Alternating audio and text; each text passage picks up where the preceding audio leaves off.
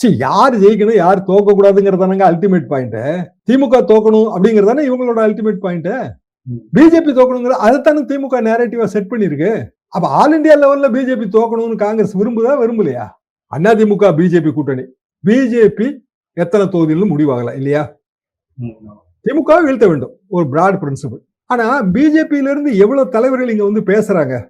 அதே மாதிரி ரெசிப்ரோக்கலா பிஜேபி வீழ்த்தணும், அதிமுக வீழ்த்தணும் அப்படின்னா காங்கிரஸ் கட்சியில இருந்து யாரு வந்து இங்க தமிழ்நாட்டுல கூட்டம் பேசியிருக்கா?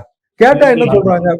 அவங்க என்ன சொல்றாங்க அப்படின்னா, இல்ல நீங்க எத்தனை தொகுதின்னு முடிவு பண்ணுங்க, ஆட்சியில பங்கு இருக்கா இல்லையான்னு முடிவு பண்ணுங்க, அப்புறம் தான் வந்து ராகுல் காந்தி வருவாரு, பிரியங்கா காந்தி வருவாரு. இது என்ன வாதம்? நீங்க ஒட்டுமொத்தமா பிஜேபி எதுக்குறீங்கன்னா இந்நேரம் வந்து பிரச்சாரம் பண்ணிட்டே இருக்கணும்ல. எங்க மகாராஷ்டிரால இப்போ ஒரு உள்ளாட்சி தேர்தல் மேயருங்க, காங்கிரஸ் கட்சிக்கு தான் அதிக இடம் அந்த உள்ளாட்சி அமைப்புல, பிற கட்சியில அனுசரிச்சே போகல. கடைசியில பிஜேபிக்கு சிவசேனா ஆதரவு கொடுத்துருச்சு. பிரிந்து போன சிவசேனா ஒரு ஓட்டு வித்தியாசத்துல பிஜேபி மேயர்.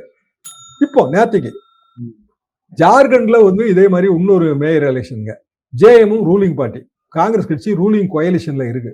காங்கிரஸ் கட்சி மேயர் வேட்பாளர் போட்டு வச்சிருக்கு.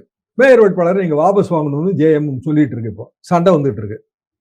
அப்போ அகில இந்திய அளவுல கொள்கை ரீதியான முடிவு எடுக்கிறதுல ராகுல் காந்திக்கு தடுமாற்றம் இருக்கு.